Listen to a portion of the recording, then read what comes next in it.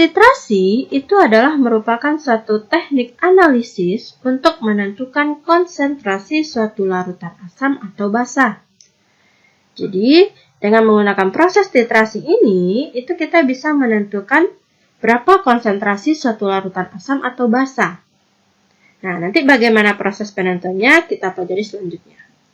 Oke, nah prinsip dari titrasi asam basa itu berdasarkan pada reaksi netralisasi. Ingat ya, kemarin reaksi netralisasi itu adalah reaksi asam ditambah basa akan menghasilkan garam dan air. Nah, sekarang kita lihat bagaimana penggambaran proses titrasi asam basa tersebut. Kira-kira penggambarannya seperti ini. Ini adalah alat-alat yang kita butuhkan apabila kita melakukan titrasi asam basa. Nah, adik masih ingat ya? Ini apa namanya? Statif ya, statif dan klem. Nah, klem ini berfungsi sebagai penyanggah dari buretnya. Tabung yang panjang ini, yang ada kerannya ini, itu namanya buret. Buret ini fungsinya sebagai wadah dari titran atau larutan standar. Contohnya di sini larutan standarnya misalnya adalah NaOH. Kemudian gelas yang dibawa adalah gelas Erlenmeyer. Nah, gelas Erlenmeyer ini itu berisi titrat. Nah, misalnya di sini HCl, titrat itu apa? Titrat itu adalah larutan yang akan kita cari konsentrasinya. Kemudian dalam proses titrasi itu nanti titrat ini kita tambahkan indikator. Tujuannya apa? Supaya nanti kita bisa mengetahui kapan titik akhir titrasi. Oke, nah sebelum kakak jelaskan bagaimana proses titrasi ini kita lakukan, kita bahas dulu beberapa istilah penting dalam titrasi asam basa. Oke, pertama ada yang namanya larutan standar atau titran. Apa itu larutan standar atau titran? Titran itu adalah larutan yang konsentrasinya sudah diketahui. Nah, jadi kalau dia sebagai titran yang sudah diketahui konsentrasinya, dia diletakkan di dalam buret. Nah, ini dia. Berarti titran itu letaknya di dalam buret. Kemudian, istilah yang kedua, ada yang namanya titrat. Ingat, kalau tadi titran, sekarang titrat. Titrat itu adalah larutan yang akan dicari konsentrasinya. Letaknya di dalam Erlenmeyer. Berarti ini dia. Berarti dia belum diketahui konsentrasinya. Ini akan kita cari berapa konsentrasinya. Kemudian ada namanya titik ekivalen. Nah, apa itu titik ekivalen? Titik ekivalen itu terjadi apabila mol asam itu sama dengan mol basa. Atau istilah lainnya saat asam dan basanya tepat habis bereaksi. Jadi saat dia tepat habis bereaksi, asam dan basanya itu sama molnya, maka dikatakan itu adalah keadaan pada saat titik ekivalen. Kemudian ada yang namanya titik akhir titrasi. Apa itu titik akhir titrasi? Nah, pada kondisi ini, kita harus menghentikan proses titrasi. Dari mana kita tahu dia sudah tercapai titik akhirnya? Saat indikator berubah warna. Jadi, titik akhir titrasi itu ditandai oleh perubahan warna pada indikator. Nah, gimana proses titrasi ini sebenarnya terjadi? Jadi, di sini kita punya misalnya HCl sebagai titrat yang belum diketahui konsentrasinya. Kita tambahkan indikator. Indikator ini kita sesuaikan dengan rentang pH-nya. Bisa saja kita pakai phenolphthalein, bisa saja pakai bromtimol biru, metil merah, dan lain sebagainya. Kita cocokkan aja dengan larutan apa yang akan kita titrasi. Oke, berarti di sini kita punya titratnya HCl misalnya, kita anggap aja indikatornya adalah PP, phenolphthalein. Nah, setelah ya kita masukkan misalnya kita ambil volumenya terserah mau berapa, misalnya 20 ml atau 25 ml. Kemudian kita titrasi dengan NaOH. Bagaimana prosesnya? Nah, prosesnya larutan NaOH yang berada di burat ini kita putar kerannya sedikit, berarti nanti larutan NaOH-nya itu jatuh tetes demi tetes ke dalam titratnya. Nah, ingat ya, harus tetes demi tetes, nggak boleh kita buka secara besar. Karena nanti itu akan sulit untuk menentukan kapan titik akhir titrasinya. Jadi, sambil nanti kerannya kita buka agar NaOH-nya itu menetes demi tetes ke dalam titrat. Nah, yang gelas NaOH-nya itu terus kita goyang-goyangkan. Tujuannya apa? Supaya nanti dia bercampur ya antara NaOH dengan zat yang ada di dalam NaOH. Nah, nanti saat terjadi perubahan warna indikator, misalnya di sini awalnya dia bening, kemudian tetes demi tetes NaOH-nya masuk, berubah warnanya jadi pink. Nah, saat itulah proses titrasi kita harus dihentikan. Kenapa?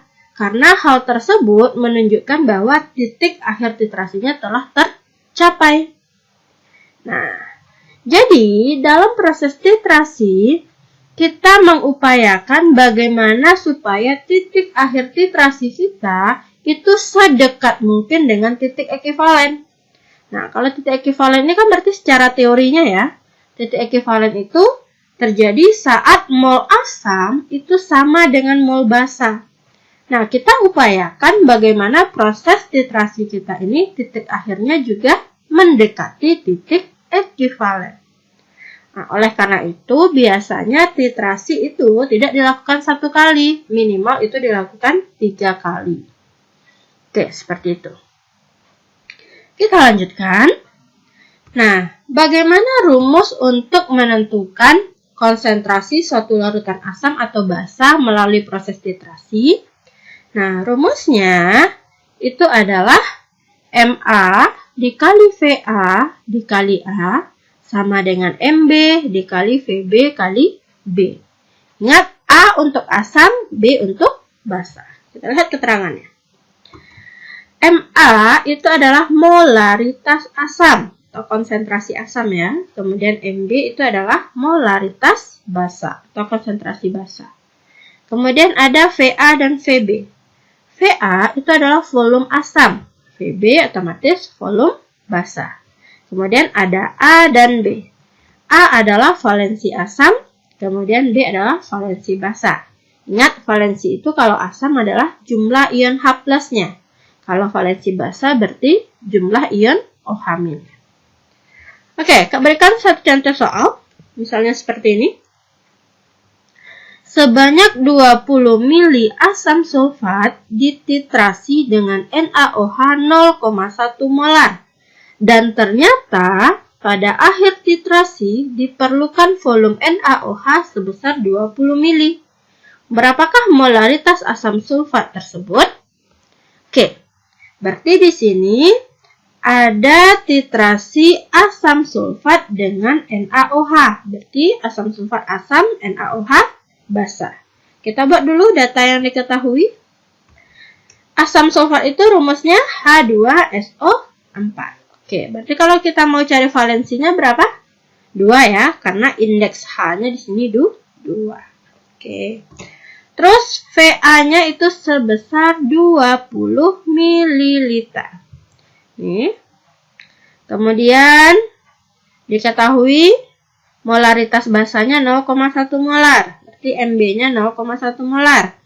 Dan Vb-nya 20 ml. Yang ditanya berapa molaritas asam sulfat, berarti Ma-nya. Ditanya Ma. Oke, tinggal kita masuk rumus. Berarti rumusnya Ma kali Va kali A sama dengan Mb dikali Vb kali B. Kita masukkan data yang diketahui. Ma itu berarti yang ditanya. Masukkan data yang lain.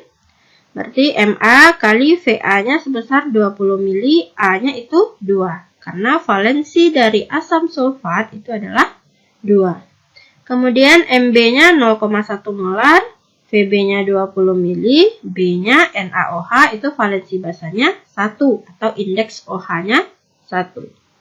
Berarti selesaikan ini ada 20 mili berarti bisa kita coret. Maka tersisa Ma sama dengan 0,1 kali 1, 0,1 bagi 2. Dapatlah 0,05 molar. Jadi, molaritas asam sulfat yang kita titrasi tadi, ternyata molaritasnya adalah 0,05 molar. Nah, seperti itu cara mencarinya. Oke, bisa ya? Kita lanjutkan. Ini contoh soal yang pertama. Kita lihat contoh yang kedua. Misalnya, berikut ini data titrasi larutan CH3COOH dengan larutan BaOH 2 kali 0,1 molar. Oke, ini ada datanya. Kemudian yang ditanya berapa konsentrasi larutan CH3COOH. Oke, ini berarti ada datanya 3 kali percobaan. Maka volume BaOH 2 kalinya yang kita pakai nanti adalah volume rata-rata. Karena di sini volumenya beda-beda kan. Jadi kita rata-ratakan nanti terlebih dahulu. Oke, kita lihat dulu data yang diketahui soal. Pertama ada CH3COOH, itu berarti valensi H+-nya ada 1. Kemudian volumenya itu yang dipakai 40 mili. Kemudian dia dititrasi dengan barium hidroksida. BaOH 2 kali 0,1 molar. Oke, BaOH 2 kali berarti B-nya sama dengan 2. Nah, molaritas basanya itu 0,1. Nah, untuk volume basanya kita harus cari rata-ratanya terlebih dahulu. Berarti Vb sama dengan 24 tambah 25 tambah 26 dibagi 3. Dapatlah 25 mili. Dan yang ditanyakan soal itu adalah berapakah konsentrasi dari CH3COOH, berarti Ma-nya ya. Oke. Berarti kita tinggal masukkan rumus titrasinya. Jawab Ma kali Va kali A sama dengan Mb kali Vb kali B. Masukkan data yang diketahui. Berarti Ma kali Va-nya 40 mili kali valensi asamnya 1.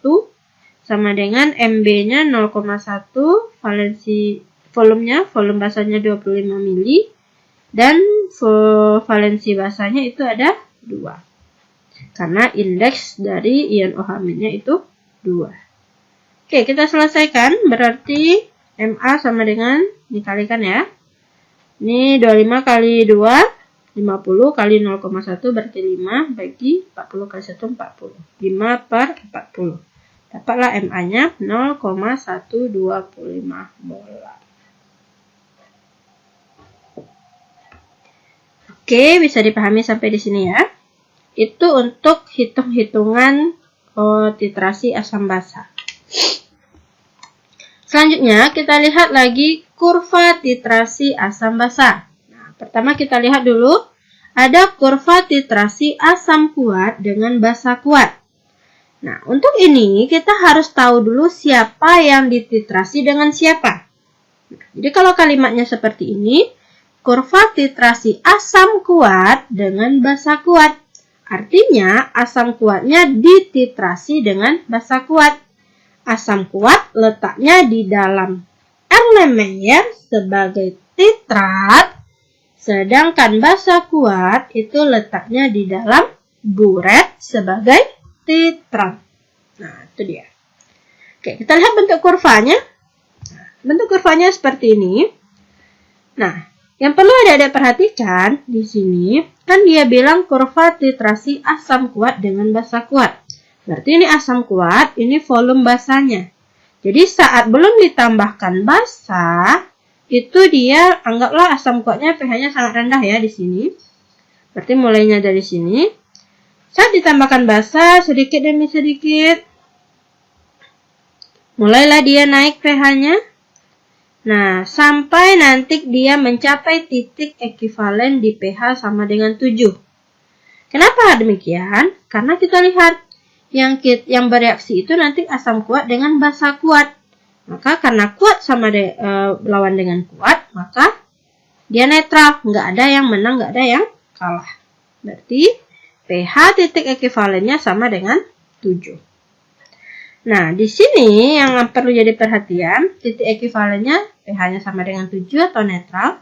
Kemudian, indikator yang biasa digunakan untuk titrasi asam kuat dengan basa kuat adalah phenolphthalein atau PP, di mana rentang trayek pH-nya itu adalah 8,3 sampai 10 dengan perubahan warnanya dari tak berwarna menjadi pink. Nah, seperti itu. Ini untuk kurva titrasi asam kuat dengan basa kuat. Nah, yang perlu adik-adik perhatikan untuk kurva, itu lihat dari mana mulainya. Berarti kalau mulainya dari bawah, berarti dia dari asam. Kemudian kalau titik ekivalennya 7, berarti dia kuat dengan kuat. Itu yang perlu diperhatikan. Nah, gimana nanti kalau dia kebalikan? Kurva titrasi basa kuat dengan asam kuat. Berarti ini tinggal dibalik aja. Kita lihat. Kurva titrasi basa kuat dengan asam kuat. Berarti basa kuatnya yang sebagai titrat sekarang, yang di dalam Erlenmeyer. Sedangkan asam kuatnya itu sebagai titran, atau yang berada di dalam buret. Nah, kurvanya kita lihat. Berarti, di sini, sebelum kita tambahkan asam kuatnya, pH-nya anggaplah di sini mendekati 14. Awal ya. Kemudian seiring ditambahkan asam sedikit demi sedikit, pH-nya mulai turun sampai nanti ekivalen di pH sama dengan 7. Kemudian kalau ditambahkan lagi, pH-nya nanti sampai ke pH asam kuat. Nah, jadi kita lihat aja nanti. Mulainya dari atas, berarti dari basa. Berarti basa yang dititrasi. Di sini karena dia mendekati 14, berarti basanya basa kuat. Kemudian titik ekivalennya sama dengan 7, artinya dia kuat dengan kuat yang dititrasi. Kesimpulannya, titik ekivalennya pH sama dengan 7, indikatornya masih phenolphthalein atau PP. Nah, seperti itu. Kita lanjut untuk kurva titrasi asam lemah dengan basa kuat sekarang. Berarti asam lemah yang berada di dalam Erlenmeyer sebagai titrat. Sedangkan basa kuatnya berada dalam buret sebagai titran. Oke. Nah, kita lihat kurvanya. Nah, kurvanya seperti ini. Lihat lagi, tadi kakak bilang kita perhatikan dari mana garis awalnya dimulai dan titik ekivalennya. Lihat, karena dia adalah asam lemah, berarti dia mulainya dari sini ya, kira-kira 3 atau berapa gitu. Pokoknya tidak terlalu di bawah, karena semakin ke bawah berarti semakin kuat asamnya. Berarti anggaplah dia di sini, kita anggap 3 pH awalnya. Kemudian kita tambahkan basa kuat sedikit demi sedikit sampai nanti dia mencapai titik ekivalennya itu pasti berada di atas 7. Kenapa? Karena di sini lemah lawan kuat. Asamnya lemah, basanya kuat. Otomatis pH-nya cenderung mengikuti yang kuat. Berarti pH-nya pH basa. pH basa itu besar dari 7. Maka titik ekivalennya itu pasti besar dari 7 pH-nya ya. Oke, nah di sini kita lihat kalau dia titrasi asam lemah dengan basa kuat, di sini ada daerah yang pH-nya itu tidak berubah jauh gitu, tidak berubah drastis dengan penambahan basanya. Daerah ini dinamakan dengan daerah buffer asam. Oke, buffer asam berarti penyangga ya, dia mempertahankan nilai pH-nya agar tidak berubah drastis. Oke, yang perlu kita perhatikan untuk kurva titrasi asam lemah dengan basa kuat. Nah, titik ekivalennya pasti pH besar dari 7. Karena dia lemah lawan kuat. Basanya yang kuat berarti pH-nya pH basa. Kemudian indikatornya biasanya masih digunakan phenolphthalein. Dengan rentang trayek pH 8,3 sampai 10. Dan perubahan warnanya dari tak berwarna menjadi pink. Nah, seperti itu. Oke, kemudian kita lanjutkan. yang terakhir itu kurva titrasi basa lemah dengan asam kuat. Oke, ingat kalau dia disebut lebih dulu, berarti dia sebagai titratnya berada di dalam Erlenmeyer. Sedangkan yang asam kuatnya ini berarti sebagai titran yang berada di dalam buret. Oke, kita lihat bentuk kurvanya. Nah, di sini yang berada dalam Erlenmeyer sebagai titrat adalah basa lemah. Berarti garisnya dari atas tapi tidak di 14, kira-kira 12 atau 11 ya. Nah, di sini garisnya dimulai. Kemudian dengan penambahan asam kuat lama-lama pH-nya turun sampai nanti berada di titik ekuivalen di pH kecil dari 7 atau pH asam. Kenapa? Karena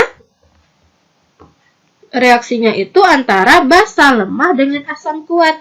Jadi yang kuatnya itu yang asam. Maka lemah lawan kuat menang yang kuat. Berarti dia pH-nya menurut yang kuat. Karena pH-nya yang kuat itu asam, berarti pH-nya pH asam. Kecil dari 7. Oke, kita lihat di sini yang pentingnya. Nah, di sini ada juga daerah yang cenderung untuk mempertahankan harga pH-nya. Maka daerah ini itu dikatakan sebagai buffer basah atau penyangga basah, mempertahankan pH. Oke. Kemudian di sini pada kurva titrasi basa lemah dengan asam kuat, itu titik ekuivalennya pH-nya kecil dari 7. Pada titik ekuivalen, pH-nya kecil dari 7. Nah, indikator yang biasa digunakan itu adalah metil merah. Dengan trayek pH-nya 4,2 sampai 6,4 dan perubahan warna dari merah menjadi kuning. Wabarakatuh. Titrimetri dibedakan menjadi 4, yaitu 1. Titrasi netralisasi atau yang dikenal dengan titrasi asam basa. 2. Titrasi pengendapan. Yang ketiga, titrasi pembentukan kompleks. Yang keempat, titrasi reduksi oksidasi atau dikenal dengan titrasi redoks. Nah, untuk kali ini kita akan melakukan titrasi netralisasi yang kita terapkan pada penetapan kadar asam asetat dalam cuka makan. Nah, titrasi netralisasi merupakan titrasi yang didasarkan pada penetralan asam dengan basa. Pada titik ekuivalen, maka mol asam atau H+ sama dengan mol ekuivalen basa atau OH-. Tujuan pembelajaran kita kali ini adalah menyiapkan alat dan bahan sesuai dengan kebutuhan, menerapkan metode titrasi dengan benar, kemudian menghitung kadar zat dalam sampel yang kita analisa. Alat dan bahan yang kita perlukan, yang pertama pipet tetes, batang pengaduk, beker gelas 100 ml, beker gelas 250 ml, labu ukur 100 ml, botol timbang, Erlenmeyer, corong, pipet filler, pipet volume ukuran 25 ml, buret ukuran 50 ml, kertas hisap, botol semprot yang berisi Aquades, terakhir klem dan statif. Nah, untuk bahan kita sediakan larutan standar primer asam oksalat 0,1 m, larutan standar sekunder NaOH 0,1 m, indikator pp, dan sampel asam cuka. Langkah pertama yang akan kita lakukan adalah standarisasi larutan NaOH. Kita siapkan terlebih dahulu buret dengan cara membilas buret tersebut dengan Aquades. Kemudian air bilasan kita buang. Setelah itu kita bilas buret menggunakan larutan NaOH.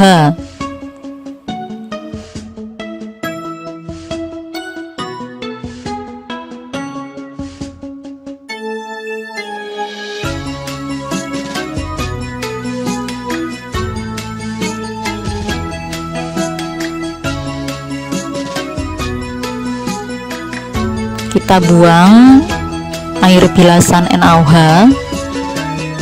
Nah, setelah bilasan selesai, isikan NaOH pada buret sampai penuh.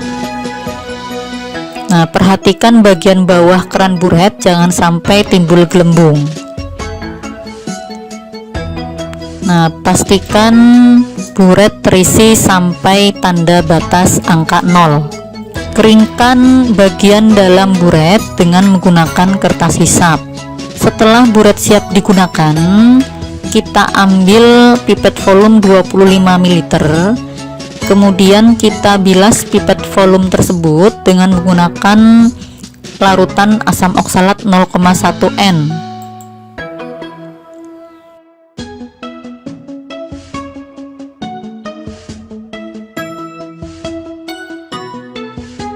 Kita buang air bilasan tersebut. Kemudian kita pipet larutan asam oksalat 0,1 N dengan menggunakan pipet volume 25 ml sampai tanda batas. Kemudian kita tuang ke dalam Erlenmeyer.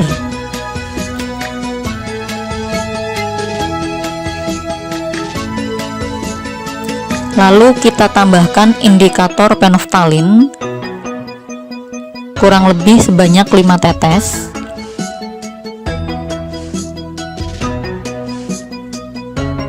Lalu kita titrasi dengan menggunakan larutan NaOH dari buret.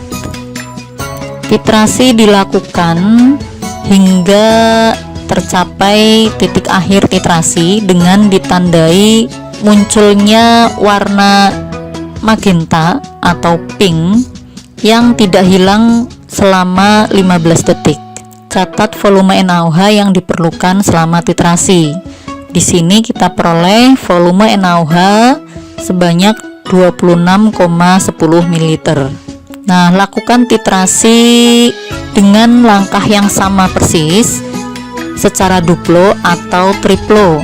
Nah, setelah standarisasi dilakukan, maka kita hitung berapa normalitas NaOH berdasarkan hasil standarisasi. Kita gunakan rumus mol ekivalen NaOH sama dengan mol ekivalen H2C2O4 atau asam oksalat.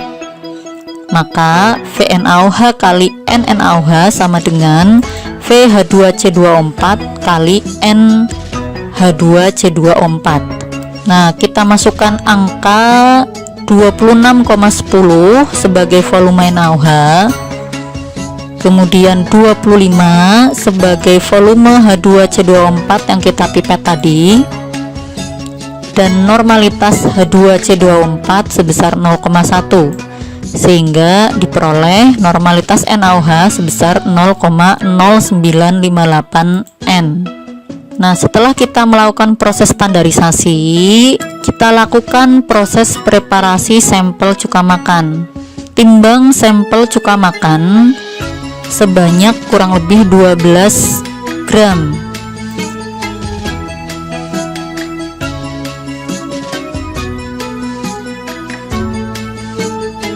Catat hasil penimbangan sampel cuka makan tersebut.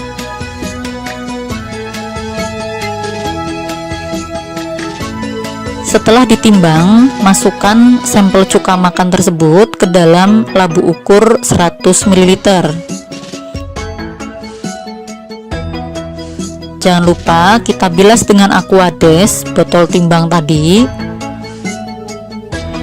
untuk memastikan tidak ada sisa sampel yang menempel atau yang tertinggal pada botol timbang. Kita tuang ke dalam labu ukur. Kita bisa membilas beberapa kali sampai dipastikan tidak ada sampel cuka yang tertinggal pada botol timbang. Nah, setelah itu tambahkan Aquades hingga hampir mendekati tanda batas.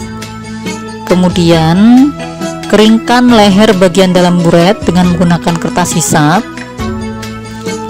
Setelah itu tambahkan Aquades hingga tanda batas. Langkah terakhir adalah homogenkan larutan sampel di dalam labu ukur dengan menggocoknya beberapa kali. Nah, setelah sampel siap, maka langkah selanjutnya adalah menentukan kadar asam asetat dalam sampel tersebut. Isi ulang buret dengan menggunakan larutan NaOH hingga tanda batas 0. Setelah itu, kita ambil sampel yang sudah kita siapkan tadi, bilas pipet volume dengan menggunakan larutan sampel. Kemudian kita buang air bilasan tersebut. Nah, baru kemudian kita pipet sampel hingga tanda batas. Tuang ke dalam Erlenmeyer. Perhatikan teknik menuangnya.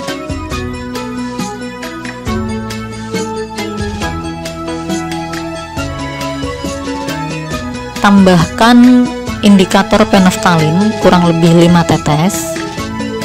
Lalu kita titrasi menggunakan larutan NaOH dari buret.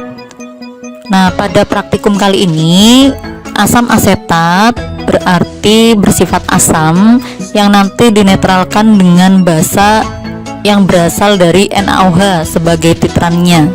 Titik akhir titrasi ditandai dengan munculnya warna magenta atau pink yang tidak hilang selama kurang lebih 15 detik. Di sini kita peroleh volume NaOH sebesar 28,80 ml.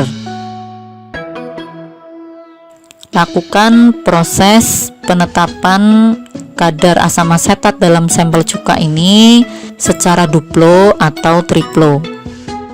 Nah, langkah terakhir adalah menghitung kadar asam asetat dalam sampel cuka. Rumus yang kita gunakan adalah persen CH3COOH atau asam asetat sama dengan V kali N NaOH kali BeCH3COOH per massa sampel kali Fp kali 100%, di mana V adalah volume dari NaOH dalam mililiter, kemudian N adalah normalitas NaOH, Be adalah berat ekivalen, yang akan kita masukkan adalah berat ekivalen dari CH3COOH, kemudian Fp adalah faktor pengenceran. Nah, berdasarkan hasil praktikum, kita masukkan angka-angka tersebut ke dalam rumus dengan volume NaOH sebesar 28,80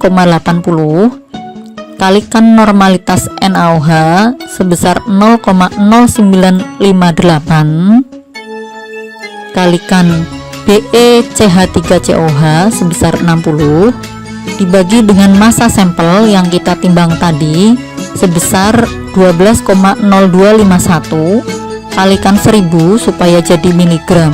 Kemudian kita kalikan dengan faktor pengenceran, di mana kita tadi memipet sampel sebanyak 25 mili yang berasal dari labu ukur ukuran 100 ml, sehingga faktor pengencerannya adalah 100/25. Kemudian kita kalikan 100%, maka kita peroleh persen CH3COOH atau asam asetat sebesar 5,5066%, atau kita bulatkan menjadi 5,51%.